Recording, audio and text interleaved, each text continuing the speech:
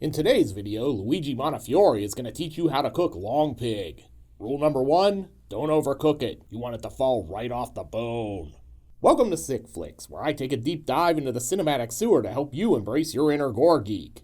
I'm Mike Bracken, aka the Horror Geek, and today we're looking at Joe D'Amato's slasher flick, Absurd. Released in 1981, Absurd was supposed to be a sequel to D'Amato's Anthropophagus. But instead, it's more of an Italian knockoff of Halloween. If Halloween was kind of slow and dull and filled with pointless characters and a nonsensical plotline. I mean, let's be honest, Edmund Purdom is no Donald Pleasence. And yet, while this might not be D'Amato's most accomplished production, it does feature some pretty good kills. Will that be enough to earn it 5 barf bags on the gore card? Let's get to the gore and find out. The film opens with this title card, and really, I want to give credit to Joe D'Amato for providing some truth in advertising. With George Eastman, aka Luigi Montefiori, man, I've already got high hopes for this one. And Edmund Purdom, last seen on Sick Flicks as the murderous Dean in Pieces. Written by John Cart, American half-brother of Mario Kart. Actually, this is yet another Luigi Montefiori pseudonym. Ah yes, directed by Peter Newton, aka Joe D'Amato. Man, there are so many fake names in this movie I feel like it might have been produced by the Witness Protection Program. The only thing with more pseudonyms than the cast and crew is the film itself. This thing has been called Absurd, Horrible, Anthropophagus 2, Zombie 6 Monster Hunter, and on and on and on. After that, we get to the film proper, where Luigi Montefiori is out for a nice run through the woods. Except he's being chased by Edmund Purdom, who's clearly running in a trench coat because he's trying to make weight for a wrestling meet. Honestly, Purdom kinda looks like the ghost of Ronald Reagan here if you squint a bit. Man, I should have given up cigarettes before signing up for this half marathon. Between all the running, we keep getting shots of this person making circles with a compass. Yeah, this is how we had to do it back in the days before spirographs. Do you guys even remember spirographs? Christ, I'm old. Then this lady shows up. Oh, I better knock first. I wouldn't want to walk in on her drawing concentric circles with the compass again. And surprise, Katya is basically in traction. More of your silly designs, Katya? Man, everyone's an art critic. Let me see you do better, Ma. I can't even see the paper from here. Back in our other movie, we've moved to the obstacle course portion of the race. Then we jump to this Italian knockoff of the Life cereal commercial. Let's get McKelly to try it. He hates everything. After breakfast, he's about to head out for another long shift at the pasta factory, but surprise, he's got company. Oh look, Luigi Montefiori is basically cosplaying himself at the end of Anthropophagus. After passing out, and presumably bleeding all over that lady's floor, we next find Luigi in the ER, where they're recreating the $6 million man. We have the technology. We can rebuild him. I swear, at some point I'm going to make a pop culture reference from this century in this video. Just stick with me. Surgery continues, and man, he didn't even have time to take the heroin needle out of his arm before they started. Looks like someone was chewing on his guts. What a strange thing. Then this happens.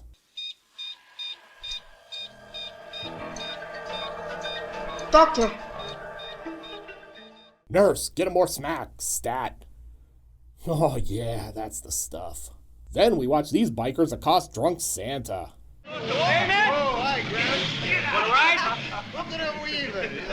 Damn it, leave me alone or you boys are going on my naughty list. The cops chase them off, but it's only so they can accost him too. You better watch your step, Shucks. If I catch you drunk just once more, I'm gonna have to lock you up. Hey man, I'm not as think as you drunk I am. He has to cut it short though, there's doings afoot over at the hospital. Back in the OR, it looks like Luigi might be dead, although no one seems too worried about it.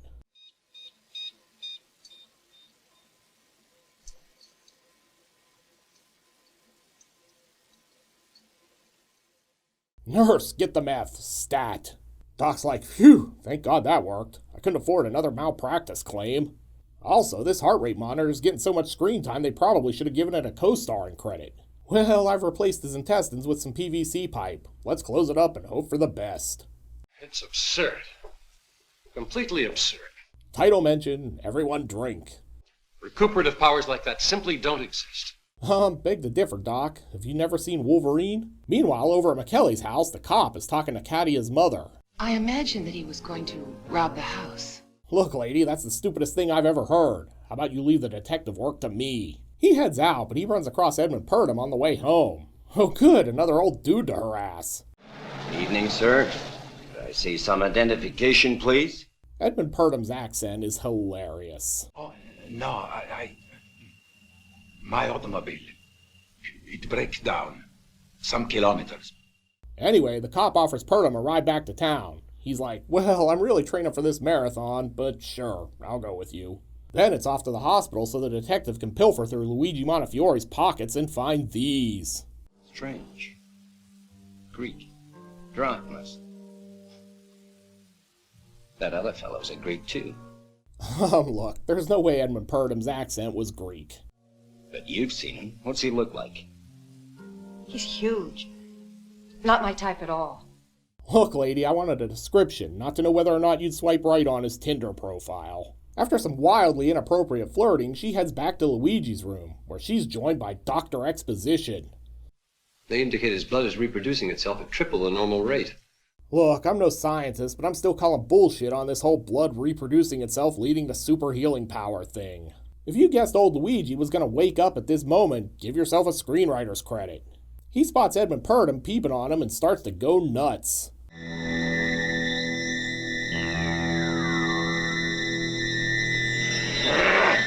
Alright, something's gonna finally happen. Except it doesn't. This random dude shows up and escorts Purdom away at gunpoint. Of course, this means the lead detective can show up to interrogate him while Luigi Montefiori's Weapon X regeneration skills are kicking into high gear. He grabs the nurse and then drives this little hand drill right through her temple. I'm just gonna drill this information right into your head. You may find it a little boring. After a loud noise interrupts the interrogation, Detective Ben here finds the dead nurse. Well, she's screwed. I think you mean drilled. Rather than work the crime scene, they continue chatting with Edmund Purdom instead. He's making dire pronouncements. I have already told you my story, Inspector. There is no more time that we can lose. Well, mister, I'm just a dumb small-town cop. No argument here. Then it's off to see the surgeon, where we get some more exposition. It's extraordinary. I've never seen such an extensive cerebral mass. This is interrupted by a phone ringing. Stand back, doctor. I'm commandeering your phone. Official police business. Why is Purdom so intent on holding his coat closed? Could he be hiding something?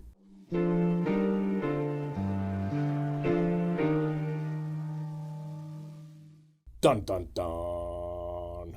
But he's no regular priest. He's like a Donald Pleasence and Prince of Darkness kind of priest.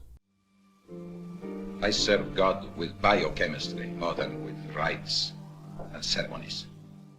And really, that's sort of fitting since he's supposed to basically be Pleasence's Dr. Loomis in this film. After some more jibber-jabber, the priest finally reveals how Luigi Montefiori can be stopped. It is his brain that is his weak point.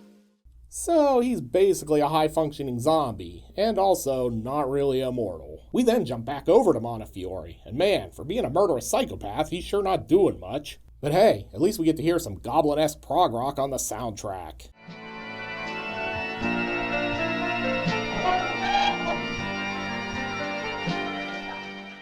Anyway, he wanders into this slaughterhouse and finds these conveniently placed knives laying around. Would be a waste not to use them, right? Too bad for Luigi that this custodian is also a ninja who not only ducks his attack but then blasts him with a gun.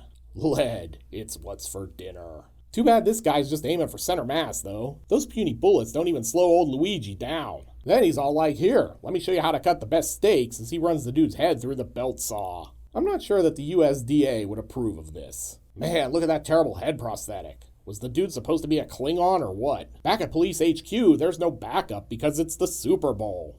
Yeah, that seems legit. So this is the team, eh?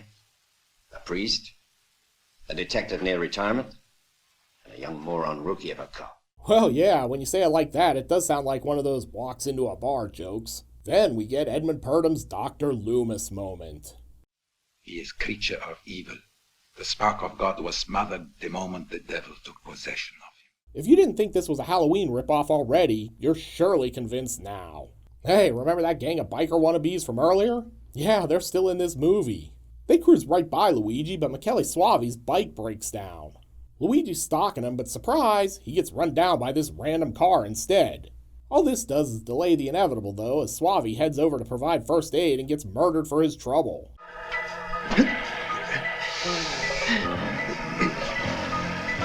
See, being a good Samaritan is overrated. Since we've got time to kill, I guess we might as well follow this random dude who ran Luigi down. He looks like the dorky dad on pretty much every 80s sitcom ever.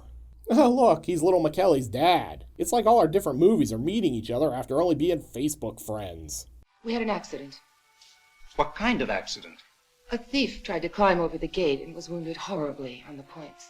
Dude's pretty nonplussed about a guy disemboweling himself on his gate, but that seems legit since he doesn't care that he ran a dude down either. He was all like, man, I better get drunker. I only grazed that last guy. Wifey wants to stay in, but he's like, no way, it's the Super Bowl. We Italians pretending to be Americans love the bowl of super. After that narrative detour, we take another side trip, watching the physician's assistant walk through the woods under the cover of blue filter night. Man, they didn't bother trying to light this scene at all. That blue filter's so dark she trips over nothing. She's clearly taking the scenic route, but don't worry, she bumps right into drunken Santa.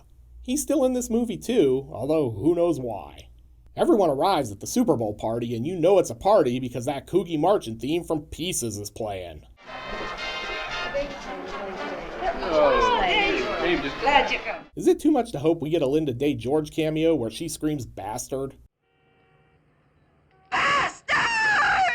Anyway, this guy's all into it. Also, who wears suits to a Super Bowl party? These guys might be cops. Back at home, Luigi Montefiori finally shows up. Hey, Luigi, you're late and the Super Bowl party is down the street. He's about to drive on over, but touching the car gives him this flashback and he remembers that it ran him down earlier. Because of course it does. Back inside, the dog's freaking, so the babysitter lets him out. Bad move because she takes a pickaxe in the head for her troubles. I guess Luigi just wanted to pick her brain or something. Meanwhile, the cops are busy finding Michele Soavi's corpse. He's just hanging around. After that, the physician's assistant shows up and walks right into this jump scare. Back at the Super Bowl party, the ladies are like, snacks are ready. Who wants spaghetti and meatballs? I mean, does anything say American Super Bowl party more than a bunch of people sitting around in formal wear eating pasta on the good china? Back at home, the phone rings. Better take it. It's the doctor delivering his plot diagnosis. It's about Thelma Gardelli up at the hospital. I'm afraid she was brutally murdered by that man we were operating on this morning. Oh my God. It is convenient he takes the time to tell her how to actually kill Luigi. It seems the only way to kill him is to hit him in the cerebral mass. Wonder if that will be important later. Oh, by the way, didn't you say the body of that child was found in the North Quarter? Yes, Emily, which is where you are now. Thanks. Wait, are you stalking me? Are you a doctor of geography too? Then it's off to spend time with Edmund Purdom again, because we're paying him to be in this movie, so we might as well give him some scenes even if he doesn't do anything in them. Back at the house, the little kid is looking for the dog, but look out, Luigi's hiding in the pantry. The kid spots him, but then we jump to the other room. Will D'Amato kill a kid? Of course not. Emily, the boogeyman's back. I just saw him in the kitchen. Emily goes to investigate, but finds nothing, and then the lights go out. Spooky. Back at the party, 80s Dad finally decides to cop to running over Luigi Montefiori. Why now? Probably because we gotta fill another 25 minutes of this movie. At the big house, Emily's gonna turn on the lights, but surprise, here's the dead babysitter. The pickaxe through the head and out the face looks a lot better than that head prosthetic earlier. She runs to call the cops, but old Luigi's too smart for that. Then, in another nod to Halloween, she sends the kid to run for help. I'm sure that'll work out great. I want you to run over to them. Hurry. It's dark outside. I don't know where the house is. Emily locks herself in the room with Katia, but Luigi's like the big bad wolf at the door. The kid manages to break back into his own house. Nice work, kid. And Luigi's like, well, might as well start with you, I guess. It's also hilarious that this killer is so ordinary. No special costume or mask. It's just Luigi Montefiori killing people in his street clothes. Emily grabs the scissors and takes off. She finds the kid, but she also finds this jump scare. Luigi carries her off to the kitchen where he's going to give her the Sylvia Plath special.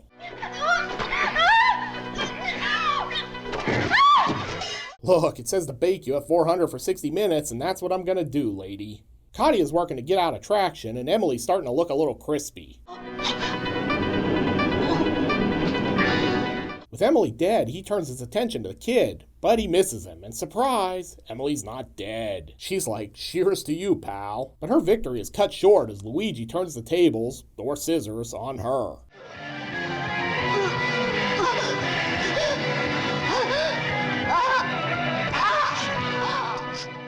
Oh sure, now the kid runs for help. Good job, kid. Back at the house, Katia is still trying to untie herself. I've seen Japanese rope bondage easier to undo than these restraints. She eventually does free herself and is surprisingly mobile for someone who's been in traction.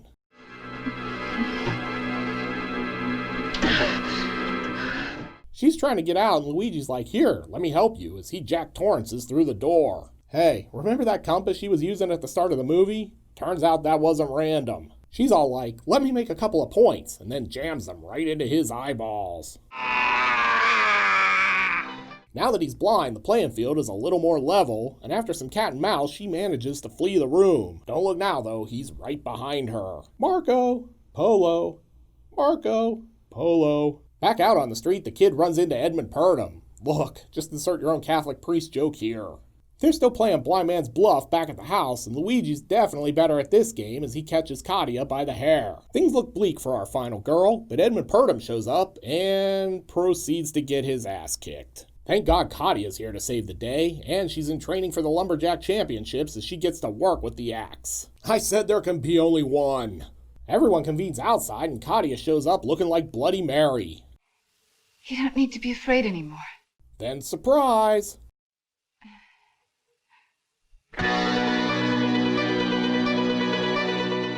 Really looks like a missed opportunity that Luigi Montefiore's eyes don't pop open like Freddy's at the end of Freddy vs. Jason here. I know there are people out there who profess to like Absurd more than Anthropophagus, and all I can say to those people is, what the hell's wrong with you?